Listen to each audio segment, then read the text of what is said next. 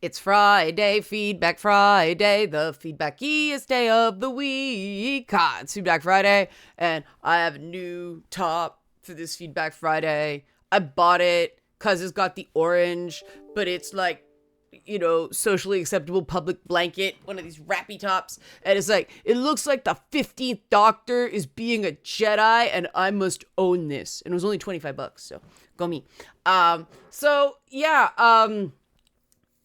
Tuesday's video was better than expected in terms of responses. I thought there'd be a lot more anger, which is good.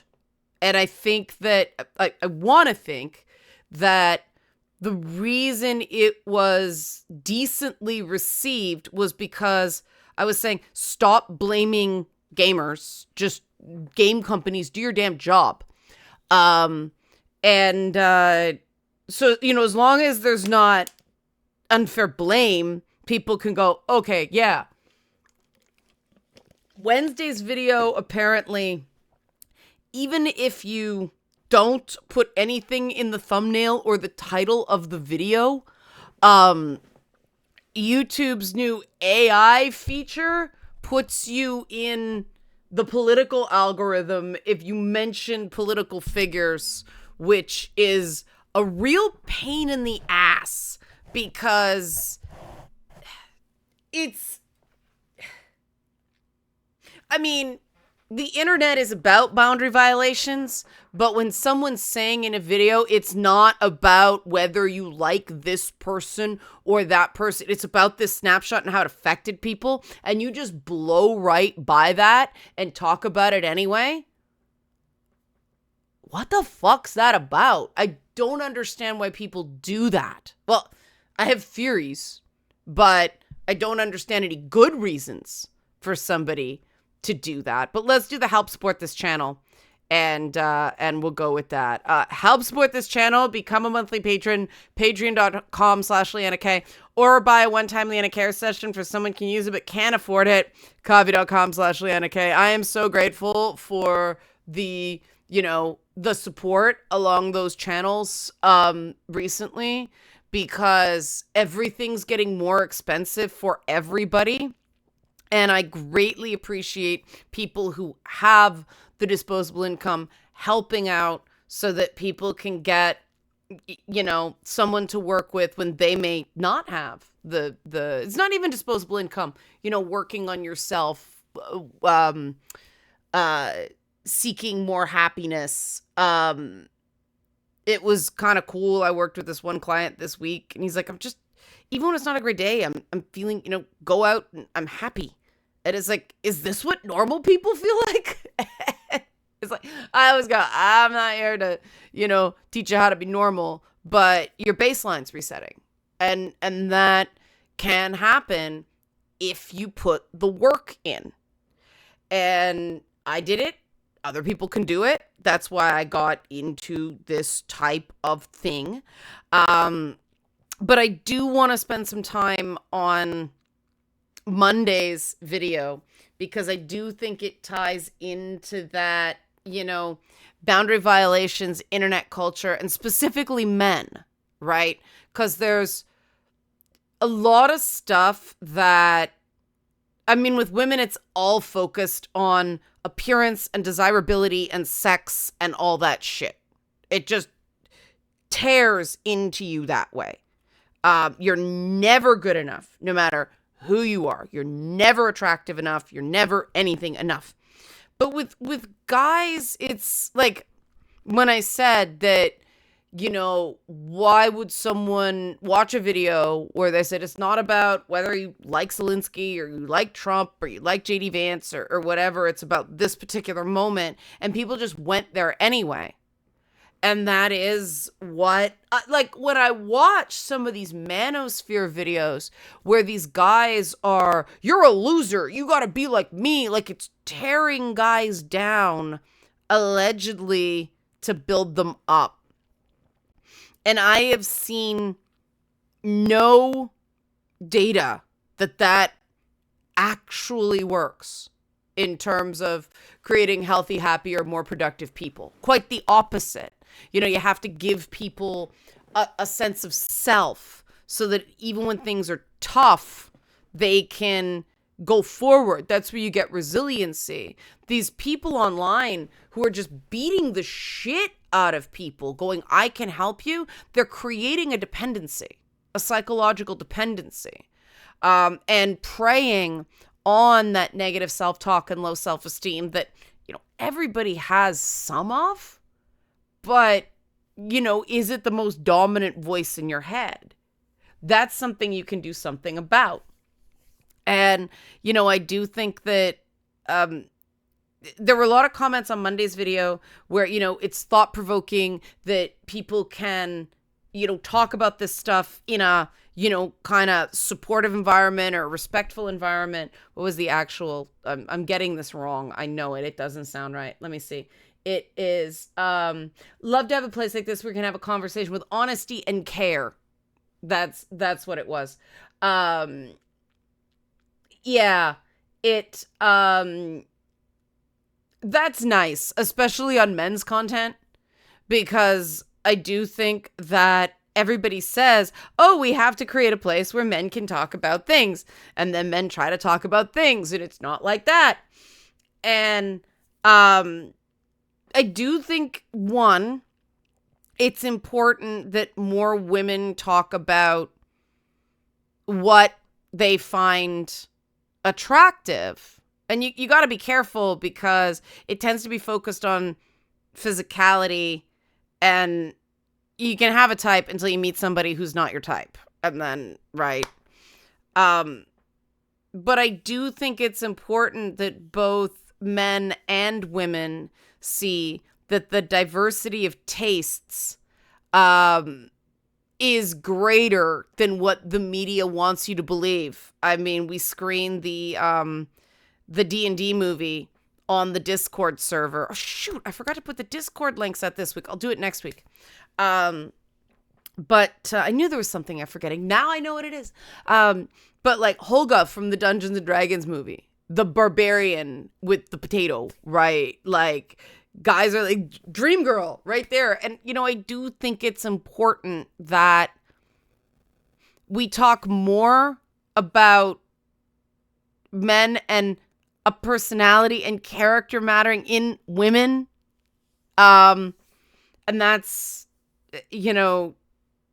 before we even dive into the superficial meat market that is gay dating these days. It's the stuff I hear about, like, men are going and they're bringing a friend to meet a guy in a bar, and the friend just sort of sits off to the side. So if there is any trouble, the guy can bail him out, because even men aren't feeling safe. In among male-male relationships, there's that sense of don't get raped now. And it's like, yikes, because it's happened, right? It's something that's not talked about a lot. And this, again, isn't a problem with men inherently any more than manipulation is something inherent to women. It's even though we depict these things as bad in media, we also depict them as normal and exciting. Where the next Tuesday, Two Women Talking is back. We talk about female comic book heroes. It was a really interesting, it's actually Three Women Talking. Bianca and Eileen are back. It was a really interesting conversation. But we get into some of this about just how many female characters in comics have a sexual assault or some sort of abusive relationship in their background. And even when there's abuse in a male character's background, it isn't treated as the same. And this can be very challenging for a man to recognize he's been abused and that he's a survivor of abuse. And it's very hard to not perpetuate the cycle of abuse when you don't realize it's abuse. And I see guys, I think, are mostly decent guys in the comments section engaging in some abusive behavior. And it's one thing to say, oh, that's the internet, everybody gets it. It's like, yes, but we can choose to say, hey, cut that shit out. That isn't just disagreement. You've been told I don't want to talk about whether or not you like Zelensky.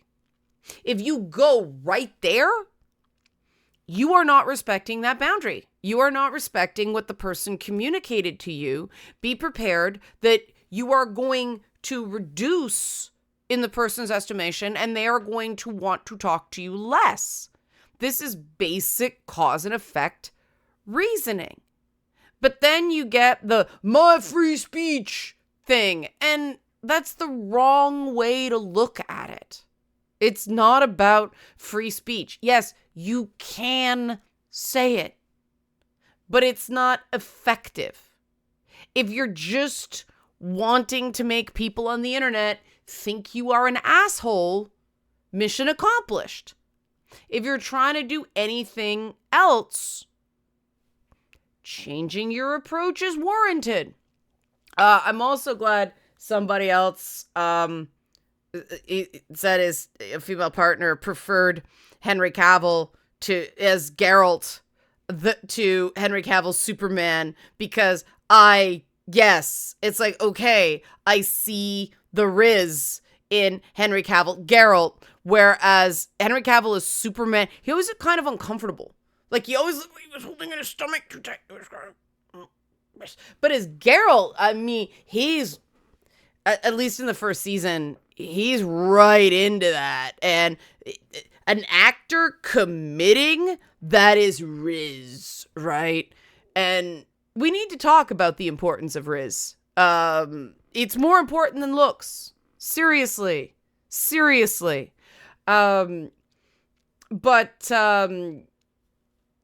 Yeah, it was nice, the guys who said they were comfortable with their looks. Somebody else said, I love the way they phrase this. Sure, loving yourself for who you are and being comfortable in your own skin is one of the most obvious surface level tween sitcom tier life lessons you can learn, but it's still very solid advice that I fear is being lost to the ages. Unfortunately, whenever the conversation of male body image issues comes to attention, it's immediately dismissed as just incel whining, or devolves into another shouting match on who has the more rigid social expectations hoisted upon them. On top of that, the notion of body positivity is unfortunately conflated with romanticizing obesity, but that's a different conversation for another time. While I do agree that it's important to take care of your body by maintaining good hygiene practices, eating right, and physical exercise, it should also be important to know the difference between doing something for yourself and only doing it for just external validation. And this isn't about just looks. It can easily be spun into a conversation about society as a whole. That means tuning out all the grifting and the snake oil and surrounding yourself with people who will help ground you and steer you down the path of self-acceptance and having a better self-image of yourself. That was very well put. And yeah, I think the fact that we all got, well, I didn't, I was Gen X, but the self-esteem, the affirmational messaging was coming in as I was getting out of high school. And I think people got bombarded by so much platitudes in that sphere that it backfired. And they're like, oh, easy to say, but if you're saying it to everybody, what's it worth? Like, of course, some people have more value to society than others.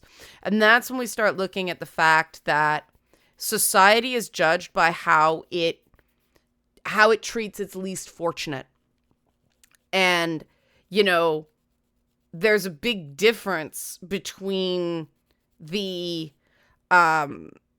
society. Yes, of course, there are people who make more, but do the people who have less have enough?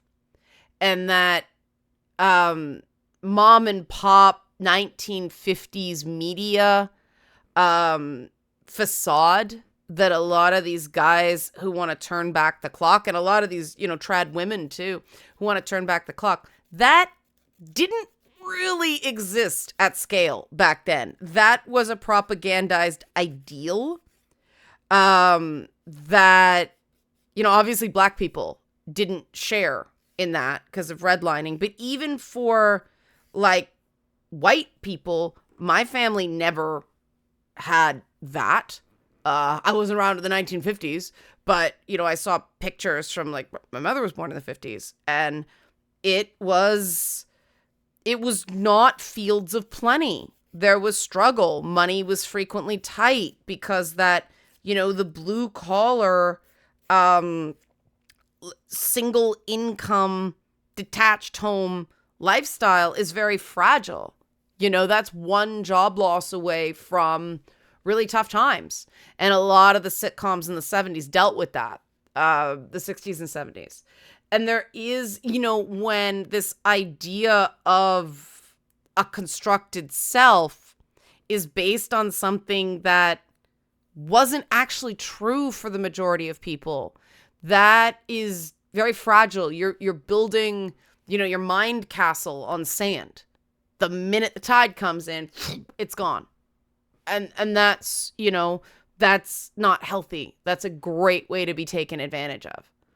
And there are things you can do to make healthy changes to reduce that. And I do think that expecting,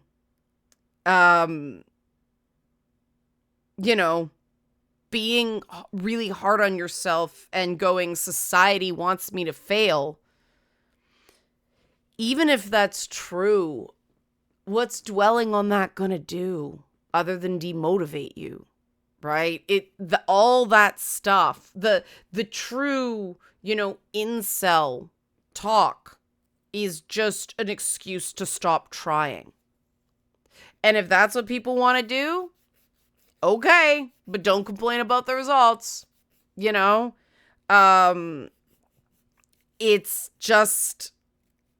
It's a permission structure to quit. And that is not healthy. And I really wonder what's going on in the lives of the people in some of those forums, or even some of the other Discords I'm in, where it's just like repeating poopy words. And it's like, what is this doing? It feels like walking into like one of those agricultural fairs where it's like cluck, cluck, cluck, it's just a bunch of animal noises and it's on the screen. And I'm like, this is just loud. It's loud, but what's being communicated here? Where's the support? Where's the community? It's just funny word, spam, spam, spam. And I mean, okay, maybe it's stimming to an extent, but that doesn't build good habits, right? So I think it is, what, as the commenter said, surrounding yourself with people who help ground you and, help you go down that path of self-acceptance and better self-image. That, that segues into the other comment that I really wanted to highlight, because I was gonna say this and then I didn't, about the fact that, the bodybuilder physique that we see in these superheroes, those actually aren't built for strength. If you watch, and I've talked about this before, you watch strongman competitions, those guys are, kind of barrel, and they've got a fat layer, and they need that for strength, right? If you've ever been to a bodybuilding competition, those guys cramp and pass out. So the reality is, if like Aquaman or Thor, guys like that in real life, if they ever had to fight someone, first of all, the minute they put their arm behind their back, they'd be dying in pain because their flexibility is so compromised by the bulk. But also they'd probably get a cramp in their pec, and that'd be it for the fight. Like, that is not what strong looks like. And It's also incredibly high maintenance, and bodybuilders' wives have to wipe their butts, which I don't, not many women are actually going to sign up for that. Just saying. I have never known a bodybuilder personally who did it to attract women. The guys I know who did it, it's about the intensity and the fact that it is kind of insane and the depriving yourself. There's a lot of, I had real trouble with bodybuilder culture because it was bringing back the anorexic brain itching. The stuff, the mantras they repeat sound a hell of a lot like pro-ana forums. What I saw was profoundly unhealthy. And I mean, okay, these actors do it for the movie and then they stop doing it. It's not an ongoing lifestyle. But, you saw a lot of not just psychological problems, but like heart conditions and, weird organ failures and things like that. And that is not a healthy lifestyle. But yeah, last comment, well, the first one here, all of us desperately need to work on accepting ourselves for who we are and stop judging other people based on contrived media standards that don't benefit us in any way. And obviously we can't make the world do that, but I do think that using your own judgment is very powerful. I remember there was a while where, well, let me try this another way. We all have an inner voice where we're like, this feels right, this doesn't feel right, this matters to me, this doesn't matter to me. And unfortunately, especially if you're neurodivergent and mask, you learn to either shut that voice down or ignore it or suppress it or do the exact opposite of it. And it leads to us losing touch with that inner voice because we're constantly behaving to make other people more comfortable, right? And that erodes our souls after a while. There has to be a place where we can be ourselves to an extent. Now, obviously, I joke about not wearing pants, but I don't, if I'm doing Twitch, I wear pants kind of thing. I wear pants when I talk to clients, just in case, right? But we do suppress a lot of ourselves to fit in or be normal. And I stopped doing that a while ago. It was actually after Gamergate where I had no support from any major faction anywhere, right? It was the game journalist side where if you're going to talk to them, fuck off. And I'm like, we're reporters. It's our job to talk to people. Why would I not talk to them? That is literally the gig. But that was treason somehow. And of course, I wrote one article for Polygon as a clapback. And that was, oh no, you're Satan forever on the pro Gamergate side. And I just was like, you know what? And there were other things as well. But I do not give a fuck anymore. That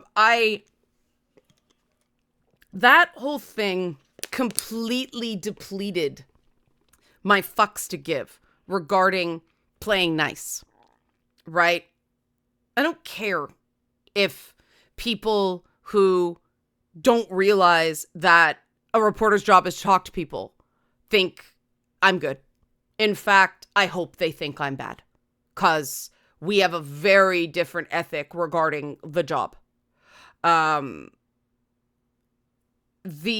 Also, people who are willing to just totally prejudge somebody based on one article, I don't give a fuck what they think either. Now, this is not good for making money, I realize.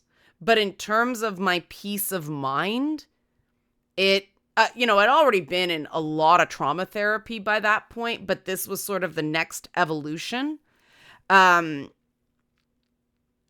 It's part of the reason I get out of gaming content and come back in and out and in again, because there's parts of it I really like, but the toxicity around everything, and it's not a single source.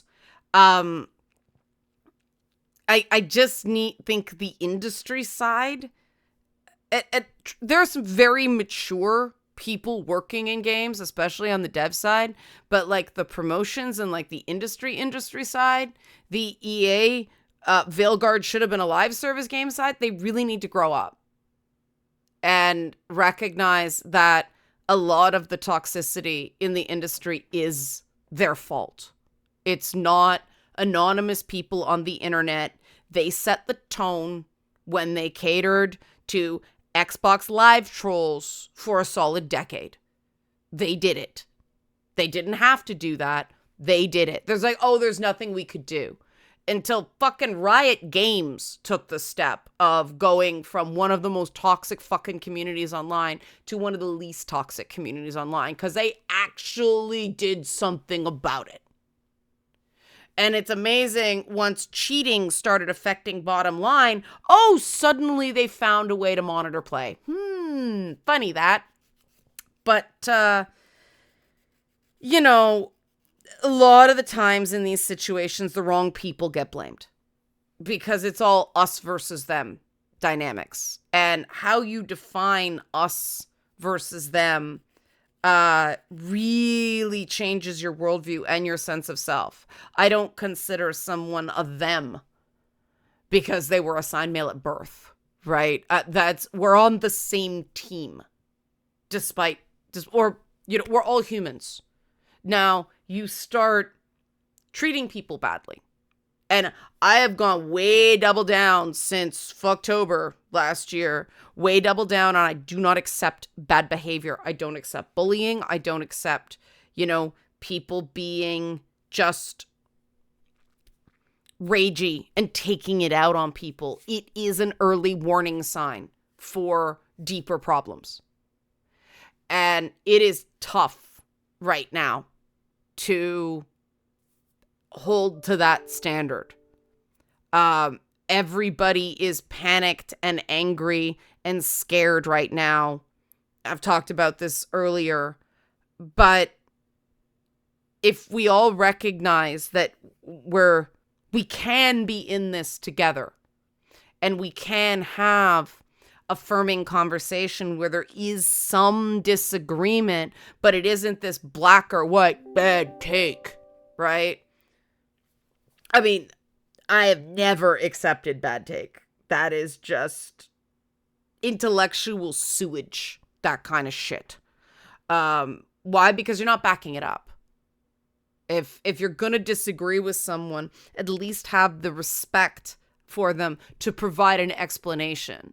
Otherwise, you're just wasting everyone's time. And I don't understand why people would be a waste of time. I know part of it is they show it to their buddies and they all go, her, her, her. They think this is all funny. But that's sad. That's real sad. And it's cool that there's been a lot of comments I've gotten in the last couple weeks about the quality of this community.